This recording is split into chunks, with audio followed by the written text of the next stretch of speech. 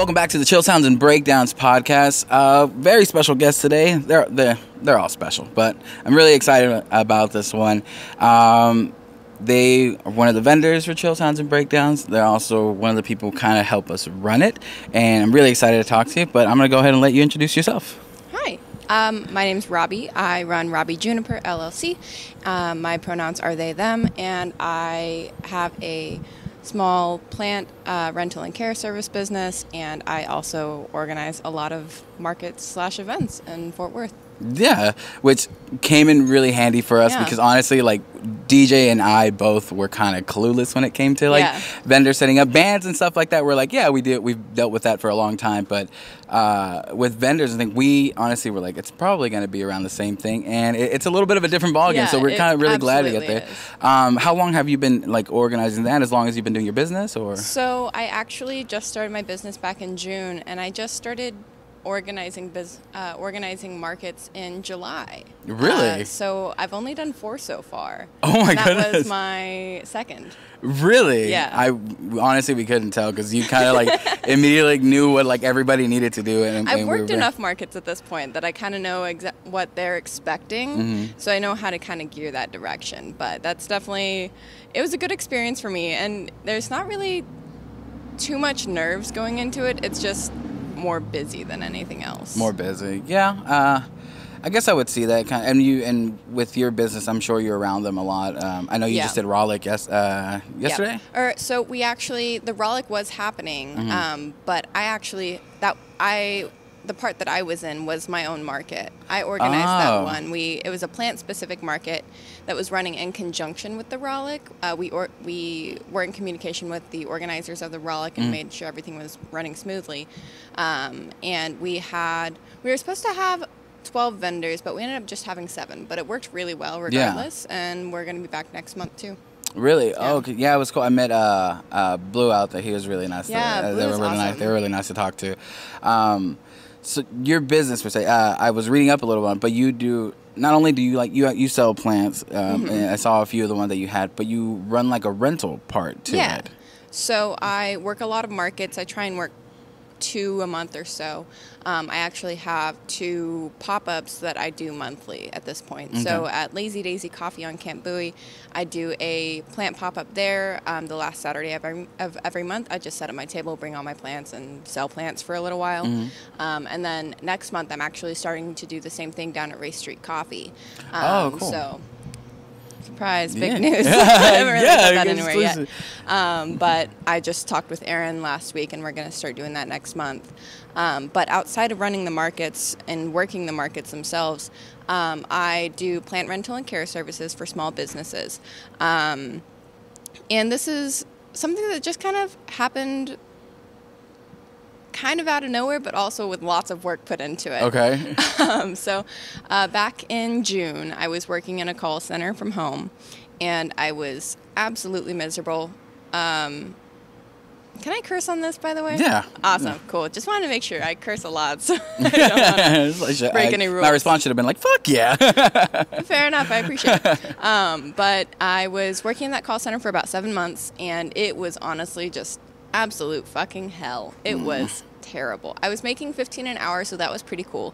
But prior to working in the call center, I'd been unemployed for 8 months due to COVID, which was the best time of my entire life, honestly. I found who I was almost literally, honestly. Really? And before that, I was service industry, and I only worked night shifts. So I was like 2 p.m. to like midnight, roughly. And so going from that to nothing to corporate full-time, 8 to 5, do not recommend. Couldn't do it. It's the fucking worst.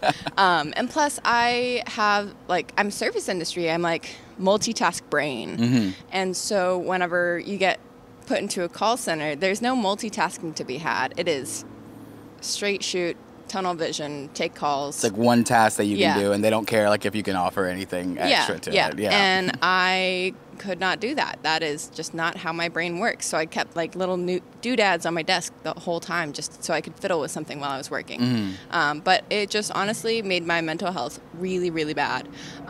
It quite honestly made me want to kill myself. And at that point is when I knew that I was like, I can't keep doing this. I got to stop. So by that point, I had been doing markets. I think I'd done like 2 or 3 markets at that point with my plants. And I was like, this is fun. I'm going to do that.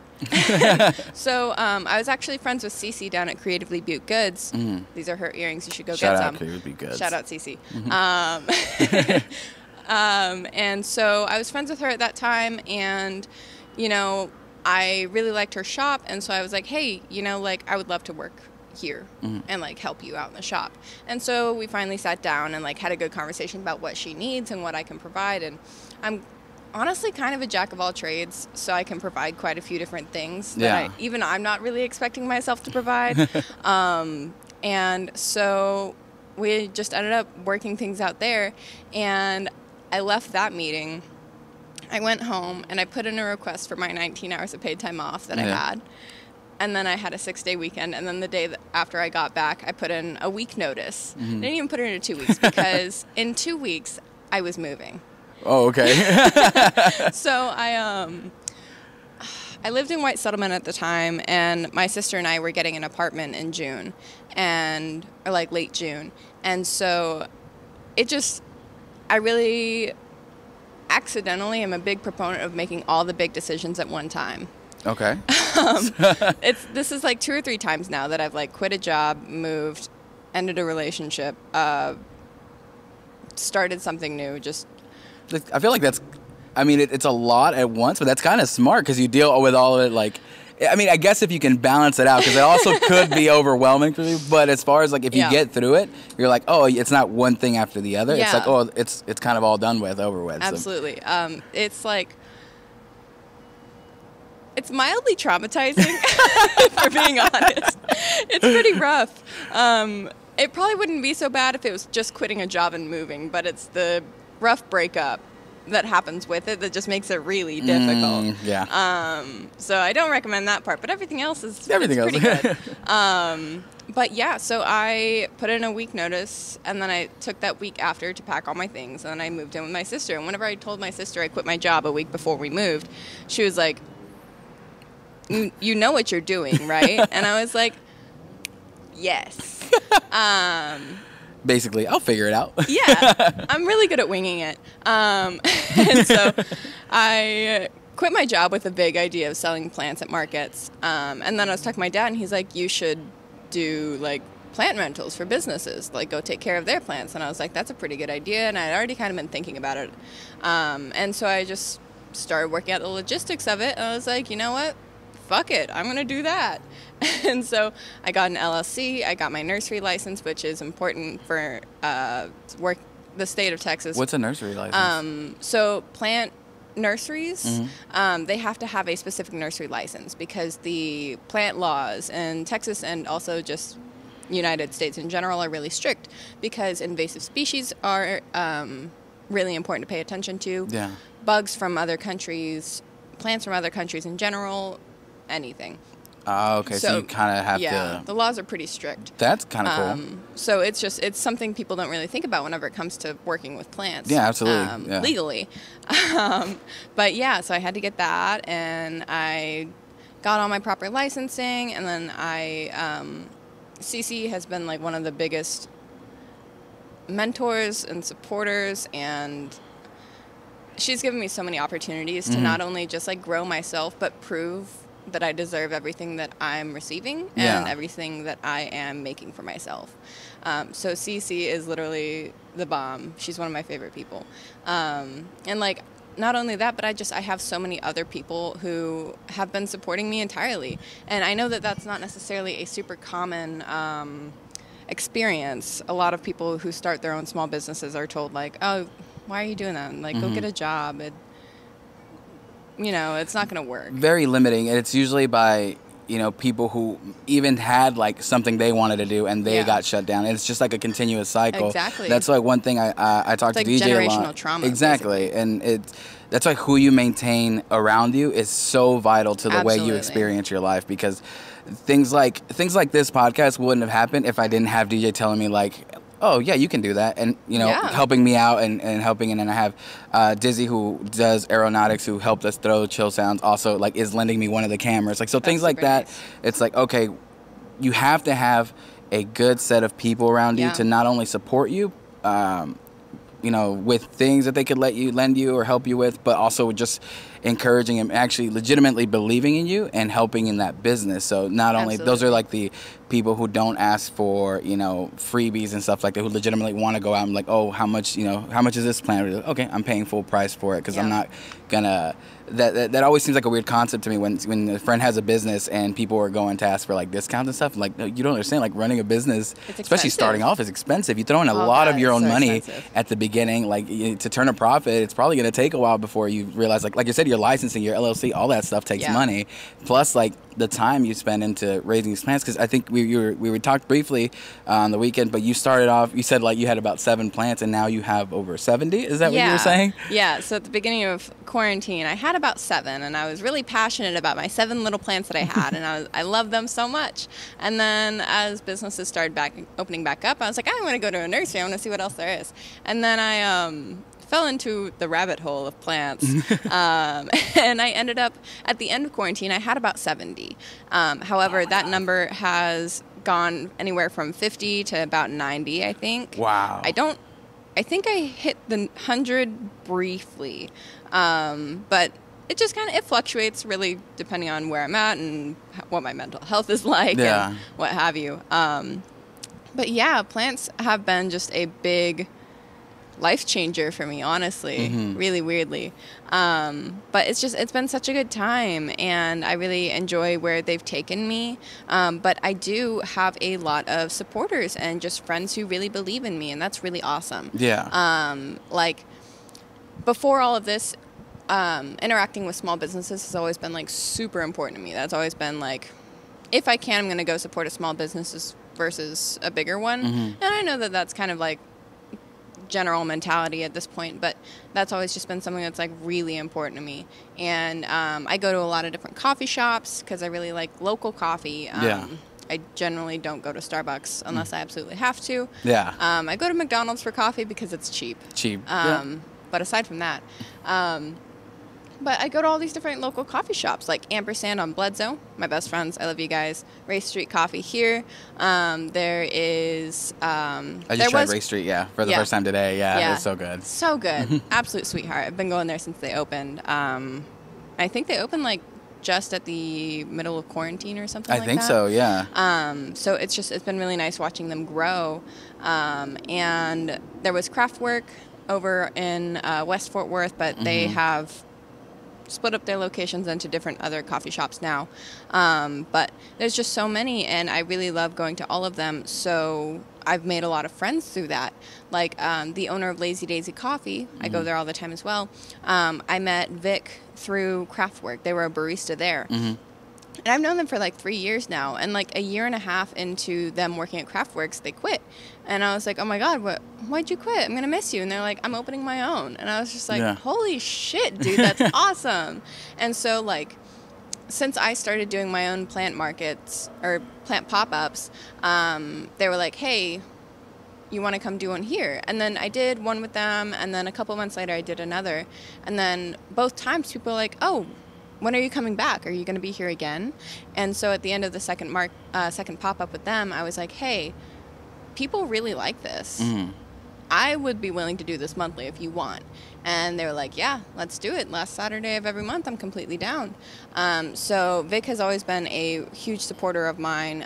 They're opening their second location here soon, and over on White Settlement in West Fort Worth, and it's going to be gorgeous, and I'm so excited. It's in the River District, and but I make all these friends in small businesses, and then I've just always been a really social person, a social butterfly. I talk a whole lot, if you can't tell, and which I guess is important for interviews. It's good. It makes my job. I don't have to say as much, and I'm like, oh, you just go. I will keep going. Trust me. But I've always made all these friends. And then whenever I decided to quit my job and do my own thing, I started telling people about it. They would start offering things to me. And I was like, wait, I've been networking this whole time. I was just about to bring that up.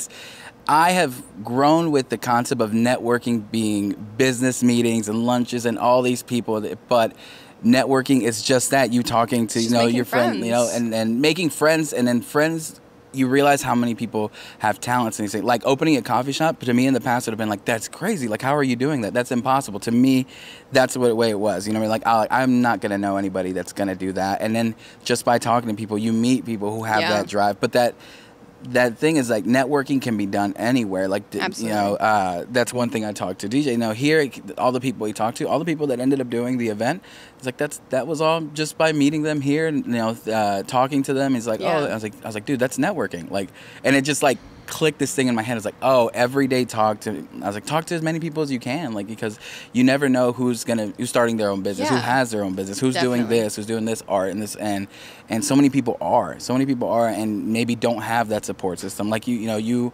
walked into one and had people that are willing to help you out and things like that. But that's talking to the right people, meeting the right people. Mm-hmm. But networking is as easy as just striking up a conversation with anybody. And I will say I am generally pretty shit at starting conversations. I don't know how to talk to people. But once they start talking to me, or I hear a conversation that I could contribute to, I throw myself into it as much as I can. So I make a lot of friends by accident, more or less. Yeah. Because, I'll sit down, or like I work in the boutique down the street at Creatively Butte Goods a few days a week. And, a big thing about retail and small businesses is small talk. Whenever they come in, you want to chat with them, make them feel connected to the store. And I do my best at that. That is not my forte. Cece is much better at that than I am. She's a saleswoman queen. She's amazing. But, like, I'm slowly learning it. It's a process. Sometimes I feel a little socially inept, but, once I start talking is when it kind of changes that. But I do my best there.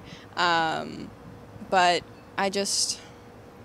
It's kind of weird. Small talk I think is one that, if you're good at it, for me, like, I work retail for a long time and still kind of do. And it's just one of those things that, once you have, like, so many small talk conversations a day, it's like, I just want to speak to someone about something that actually matters, which is why I have thoroughly enjoyed doing this podcast, because I'm like, I get to talk to people and they're legitimately talking to me about stuff they love. I'm like, I can't, like, pay to have those conversations, with people. So it's really nice talking. So small talk is a little weird, and I don't think you're alone, definitely, and struggling with that, or even, like, being a little weird to start off with. But I think once you start talking about, like, the things that, you're passionate about, and like I said, obviously, like, the store you're helping out there. But you also have your plants featured there, right? I do keep my plants in the shop there. It kind of makes it easier for me to have them, like, actively sold. They don't. I've only sold, like, 1 or 2 out of the shop so far, but like, it's a good place for me to. I keep my business cards there, and on all my plants, I make these little care tags that I stick into the soil.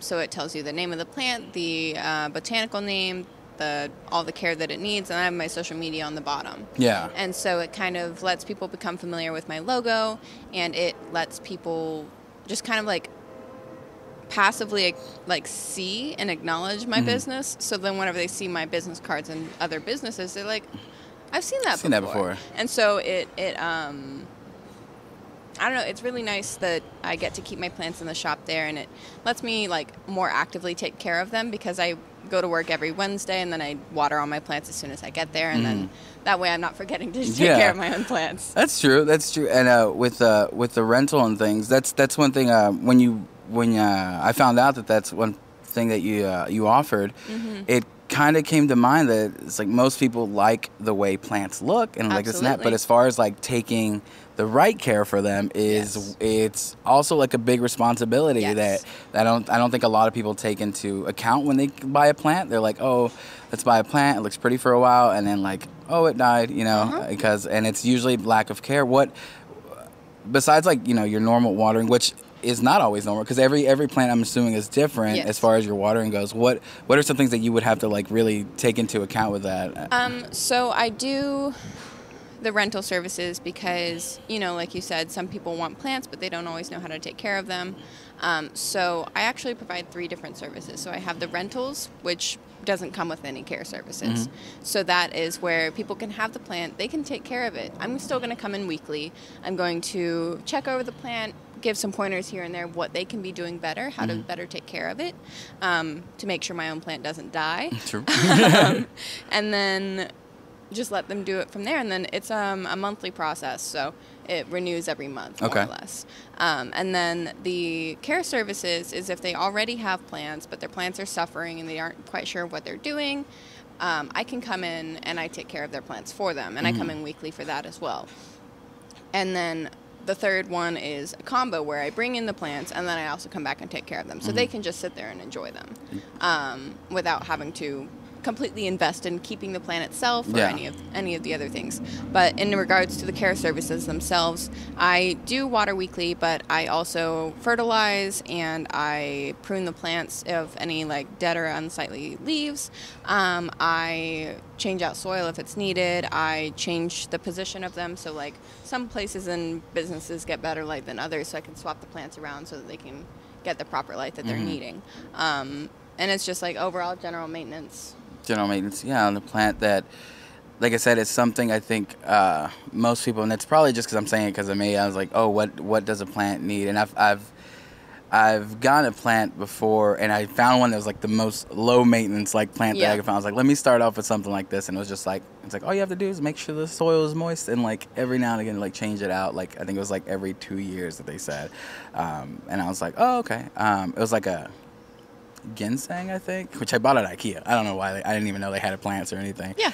But it was nice. You know, it's still a feeling like of accomplishment daily, and it looks like nice. And like when you're taking care of it, it's just like an added thing. That's like when you're saying where like kind of plants helped you out, like kind of like during your like quarantine period. I can definitely see that because you're taking care of a living thing, you know, and depending on how well you take care of it is how, you know, like, you know, it's going to grow and beautiful, like it's going to grow. And I think that's really cool. As far as like what plants you choose to like have, does that like depend on like where you're at? I know you were talking about like with the nursing license, like it's, you kind of have to determine like what plants you actually can bring in and stuff like that. So I really just kind of specialize in common house plants at the moment.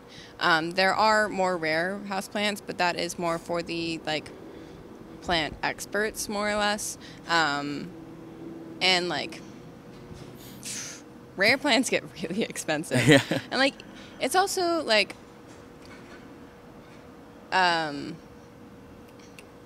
demand and supply and demand, that's what I was looking for. Okay. Like if people are like, wow, that's a really pretty plant, I want that, and if more people want it, then the price is going to go up. So for instance, there's the pink princess philodendron, and that one is so expensive. Like it's really just like a tropical plant. It's really pretty. It's got some like nice magenta to lighter pink colors on it, and it like 4, 5, 6 leaf plant of it can go for $100, $200. Really? Easy. Yes. Okay. People buy like, because there's nodes of it, which is how you propagate the plant. You can cut off at the node and put it in water and grow another one. People sell nodes of them for like $70, $80, $100. Oh my gosh. Yeah, people really go hard on these plants. So there's a whole like crazy community with the plants that you would never expect. Like I'm a moderator in a Fort Worth Plant Peeps group, and we actually just hit our 1,500. Really? We just started the group like a year ago. Wow. And we have 1,500 in it. And it's just so active. Shay Dardis is one of the leasing agents here on Race Street, I believe. And she is super active in there. She's actually who I met CC through. So shout out Shay. You're the bomb. Yeah. And like, it's just, there's so much in it that you would never expect. But I've made so many friends through the plant community, and it's just so much. So much. That sounds it. But that's one thing I love about, I think everyone I've talked to so far is anything that they're doing is that sense of community. Yeah. And is like one of the biggest driving forces in all these things. Absolutely. And that helps you. And that helps you be part of it, because like more people, you realize more people are into the same things. The most basic thing, more like anything that you're into that you love doing, like somebody else loves it too, and somebody else benefits from just talking about it and just being passionate about what you guys are doing. So I'm not surprised that it's built up like so many people like so quickly. Yeah. Is that like all over? Is that just here in like the city as far as the members? Fort Worth Plant Peeps is Fort Worth proper, so anywhere in like Tarrant County, basically. Okay. As long as you're not in Dallas, you're in Fort Worth Plant Peeps, more or less. There is a DFW Plant Peeps group too, but we're the Fort Worth one. And it's so cool seeing the community. And, there are communities pretty much in every specialized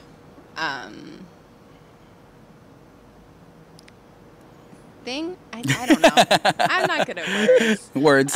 Things. But like for the markets, for instance, there is a huge market community in Fort Worth. Yeah. Wandering Roots is actually the market organizer that Shay runs with Maria. And they are both such sweet people, and they run quite a few of the markets here in Fort Worth. Okay.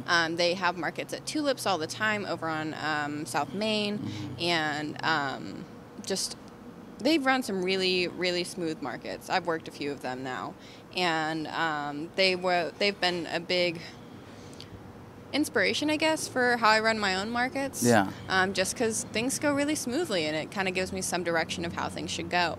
But in those markets, and then Lola's on 7th has markets all the time. They have the rummage sale, the farmers market. And all the same vendors, roughly. There's a good amount of vendors in Fort Worth, of course. Everybody's a small business, but you work so many markets, and then you just start recognizing everybody, and then you just start like seeing them at all these different markets, and you make friends because you're all in the market community. And so everybody understands, and everybody's like willing to lend an extra tent if they have it, or help you out with a like mister if you're like dying of the heat. And everybody's just so supportive and kind to each other. And I don't know where I was going with that. I don't know either, but I mean, no, we're just talking. Yeah, I mean, I assume in everything there's definitely community, which is what I really loved about like the Chill Sounds event. Is I feel like that was our goal. So when DJ was bringing it up and talking, his goal from the beginning was, how do I bring different people together? And then on the first one we did was a small scale that he did. It was just basically, he's like, the concept was still, how do we bring different people together? But we just based it on music genre. So we, booked bands that wouldn't normally play on the same show, and we're like, okay, like that'll bring fans from these people around. And then, with this second one, he, because of the pandemic, the originally like lineup everything got kind of screwy, and he had a year to think bigger. And it's like, okay, how do we get other people? So the vendor thing was, I think he got someone to offer to vend, and we're like, okay, like how do we bring more? Like this and that. That's why we were so unfamiliar with that community. But I love the fact that people came for one thing. If they came for the vendors, they saw like, oh, there's also, food out here. Someone who's never, it's in the middle of summer in August, and people were eating ramen. Like, and it was just delicious. because it was great. Yeah. It was very warm. I had to let mine cool off quite a bit, but it was delicious. But that, and like I said, someone who came to skate saw some people playing music, and then and the idea is still there, is that the feeling of everybody was just there to have a great time, and I feel like everyone there did. Like everyone saw something that they weren't planning to see, but equally enjoyed doing that. And that's kind of like the basis of what the festival is. It's kind of what the basis of what I want this to be, is just it's not one thing per se, but I want to show people how much talent there is in the area, because there's so many really people doing. To blow up, yes, absolutely. Like I don't know really how I got into the market community, more or less, because like I worked a couple markets even before I was doing plants. I used to sell art, and that's actually so. Whenever DJ messaged me last year to be a vendor for Chill Sounds, I was selling art at the time. Really? And I was like, yeah, definitely, that sounds great. And then he messaged me again this year and was like, hey, we are still doing this if you still want to. And I was like, yeah, but just to kind of let you know, I don't do art. I don't sell art anymore. He's like, oh, what do you sell? And I was like, I do plants now. And he's like, sounds good. I like that. And so I wasn't even originally supposed to be an organizer for the event or anything. And I met Daniel through like happenstance. Mm-hmm. So we have a mutual friend, Isaac, and Isaac and Daniel worked together at Simply Fondue like some years ago. Yeah, wow. And then two and a half years ago or so, I worked at Simply Fondue for about a year and a half.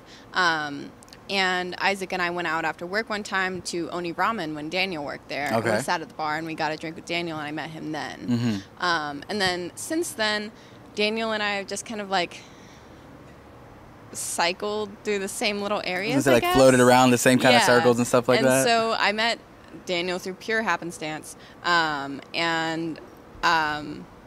It's so cool that it kind of worked out that way, because it was just a completely unexpected connection. Yeah.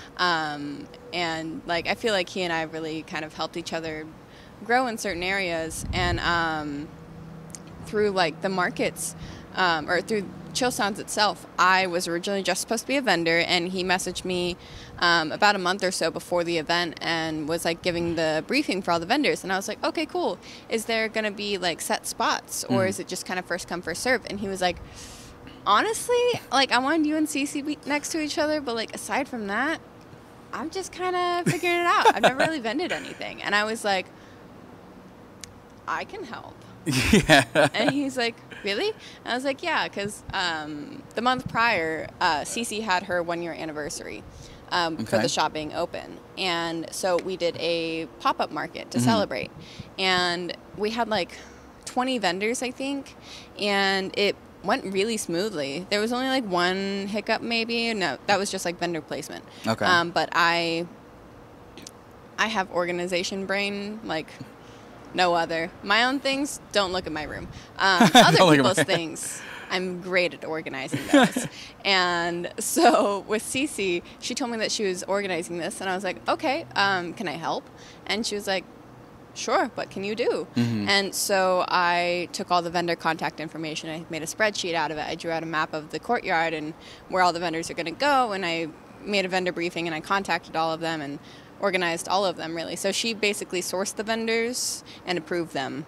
And then I did everything else. And so whenever the day came and we did the market, like I worked the register in the shop, and she just kind of got to go out and socialize and network and sell things. And we actually did.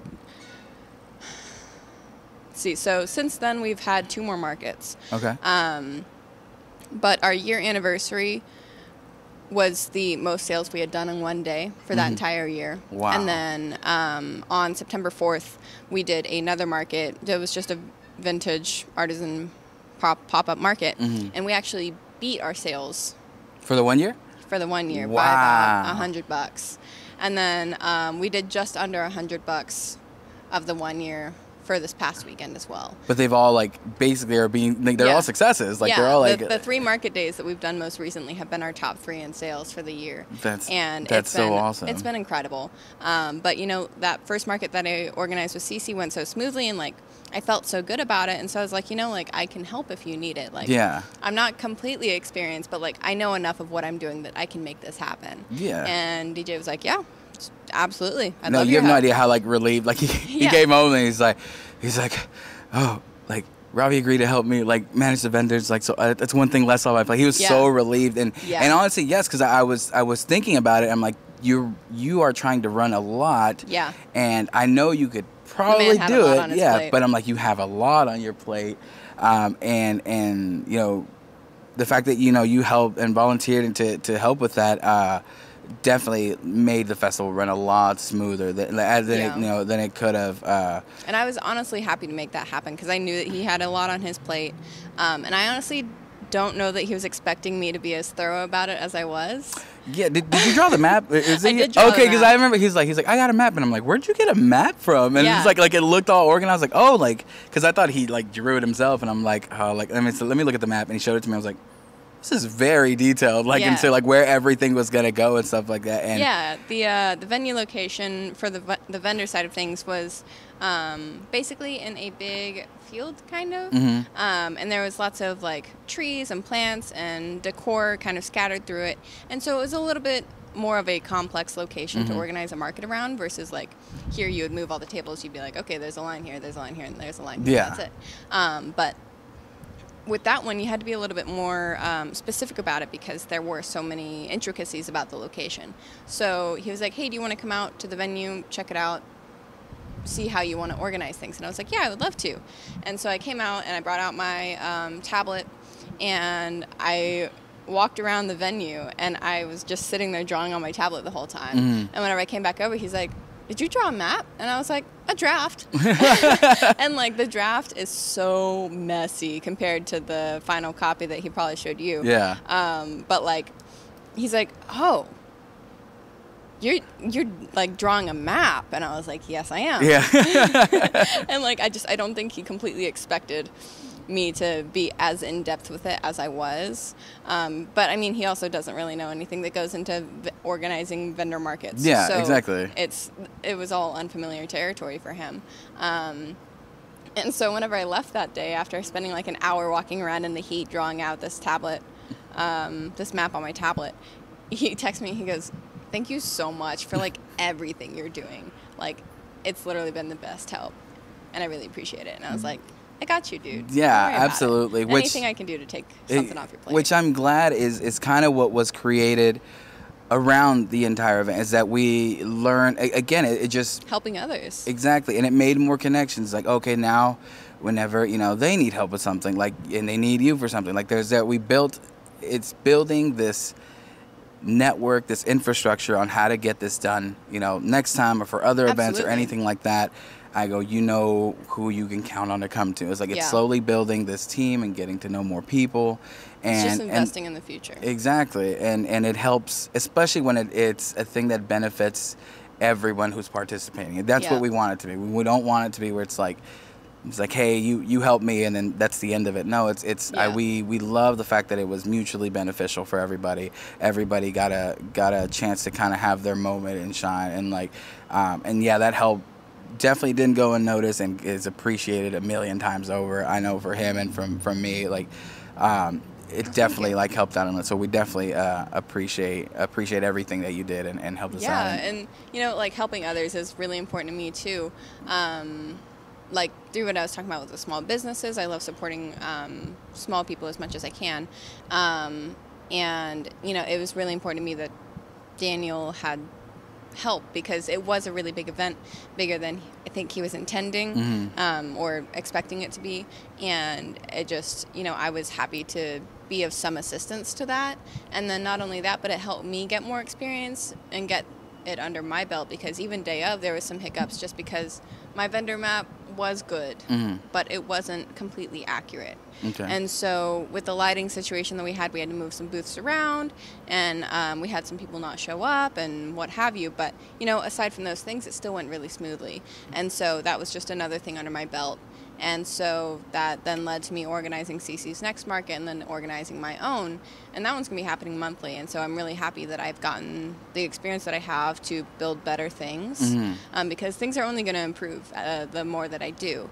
And, I know that there's going to be another Chill Sounds next year, and I'm going to help organize that one too, because I really enjoy organizing markets. Yeah.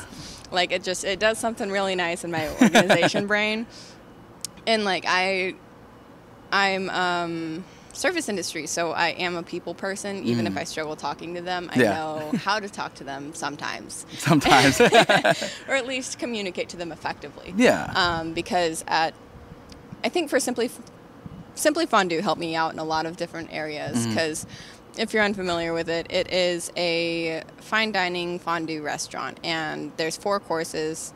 There's salad, which servers don't really do anything with. We just drop it off. But then there's the cheese course, which the servers come out and they make the cheese in front of you at the table. And then there's the 3rd course, which is the entree, the meats, and you sit there and you cook it at the table. There's burners on every tabletop. And so with those things being said, it's a bit of a dangerous job. what you wouldn't really expect from a restaurant, on the service side of things, at least.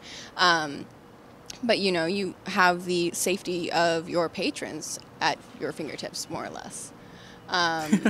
And you have to make sure that you are communicating effectively of how not to burn themselves, because it is an electric stovetop on their dinner table every single time. And also whenever they're cooking their meats, it's in fry oil. It's in soybean oil. Yeah. And so, like... That's dangerous in itself, yeah. Exactly. A lot. So you have to be very communicative, effective, and let them know exactly what they need to do. And so that in itself, I think, has really helped me in how to organize things now, now that I'm doing my own thing, because it lets me know, like, just how to talk to people that you don't know. Yeah. And help them understand things, and they know that you were just there to help them understand things. Exactly. You're not there to, like, boss them around or anything. So that's really helped me in that facet. But, you know, like, in helping people, I think there's also another layer to that for me. So a big thing about my business is that it is queer-owned. Okay. Like, I have that on my website. I have it on my business cards. My logo itself is like a hand with a plant and a rainbow coming out of it. I love your logo. Yeah, it's lots of fun. So cool. Yeah. And I think I have a business card in my backpack. But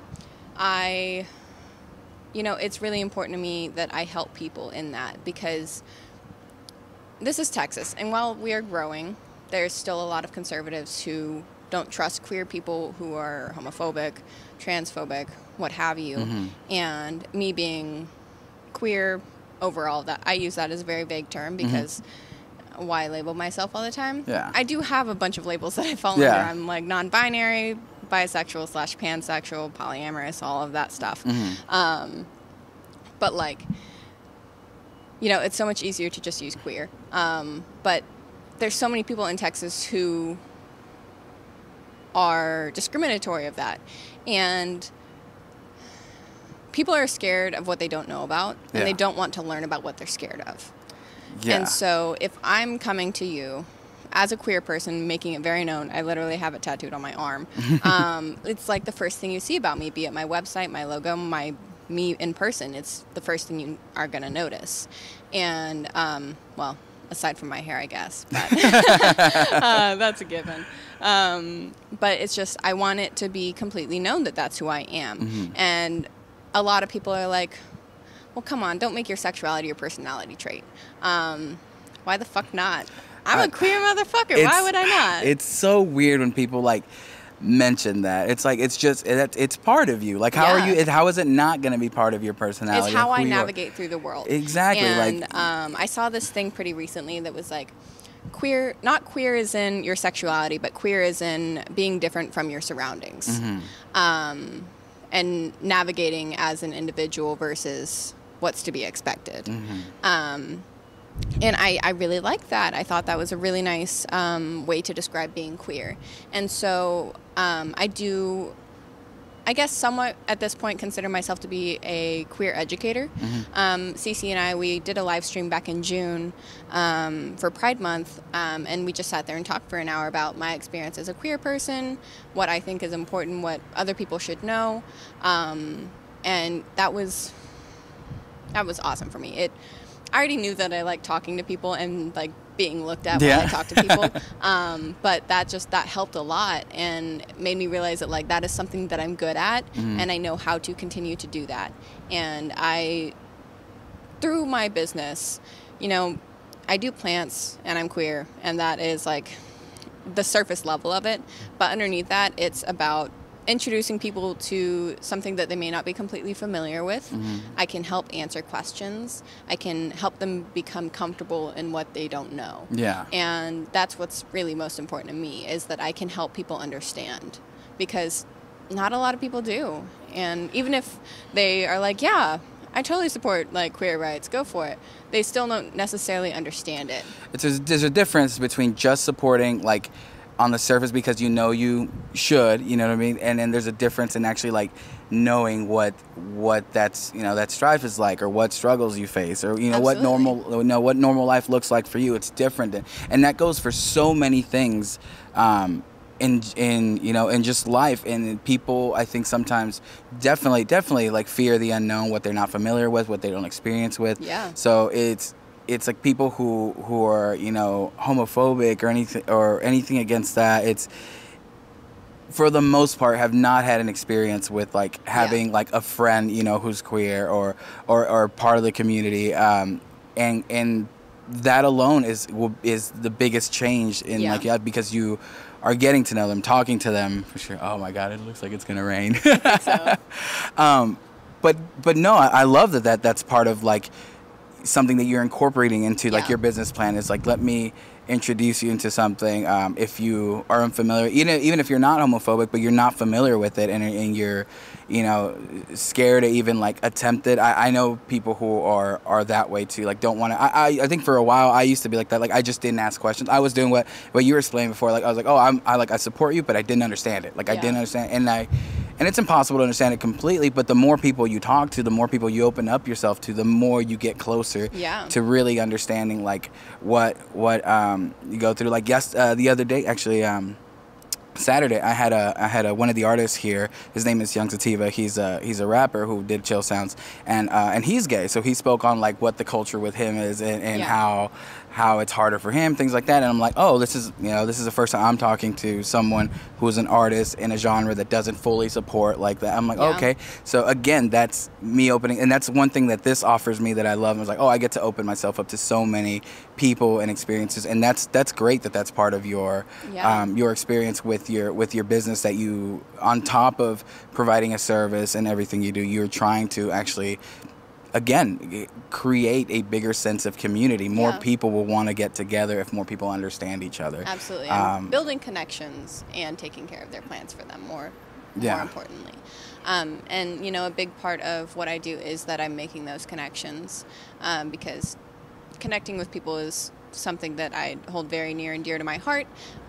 Like, that's why small talk is so difficult for me, because it's fucking pointless. There's nothing to, like, there's no substance to what you're talking about. There's no true connection. It's just like, hey, how are you? I'm great. How are you? Thanks. Like, there's nothing good in that. That's very boring. That's passive. I'm not going to remember anybody that way. Exactly. But, you know, if I sit there and I have a good conversation with you and I make some connection, I'm more likely to remember you. I'm going to have a stronger relationship with you in that way.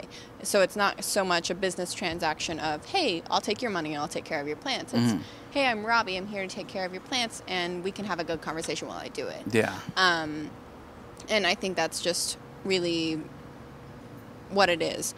And for being like a queer-owned business, I felt that was really important to include, because it is a personality trait for me, because that is just who I am. I am queer. And if I see two businesses who do the same thing, but one of them says queer-owned and the other one doesn't, I'm going to go with the queer-owned one, because I want to support my community. Yeah. And I was kind of aiming for the same thing with myself, and I do have rainbows all over everything, because I love a good rainbow. Who doesn't? But it's the first thing you see anywhere, and I want people to recognize that, like the passive acknowledgement, like I was saying earlier, of just, you see it and then you see it again and you're like, oh wait, I've seen that before. And it's just the rainbows all over everything is how you're gonna kind of notice it. Yeah. And so it's part branding but with good intentions. Yes. Before any of this even started, I had always talked about wanting to run a queer market. Oh wow. Like I remember talking to my dad and my brother over lunch one day, like probably back in May or so. And I was like, yeah, like I want to run a queer market sometime. And my dad and my brother were like, I don't know about that. And I was like, what do you mean? And they were like, you know, if I like support like having the queers have their things, whatever. But you know, if I was a vendor and I went to apply to a market, but it said queers only, I would not want to vend there. And I was like, that's fine. It's not for you. Yeah. And they're like, it just feels really exclusive and like exclusionary and discriminatory. And I was like, it's not. It's not exclusive. It's highlighting, and there's a difference. That's the word that came to mind exactly when you said that. It's highlighting. It's not purposely trying to exclude you to like for malicious reason. It's just there's a group that, you know, has been marginalized for so long. It's Exactly. like it's giving them the opportunity for an extra like boost that they, you know, don't always have the opportunity to have. And I think once you try to flip that into like, oh well, you know, that's the same thing that, you know, has been happening. Oh, there's the rain. I think that's definitely a good idea. It's a good like way to highlight, you know, people, your culture, because that's part of like who you are and what you do.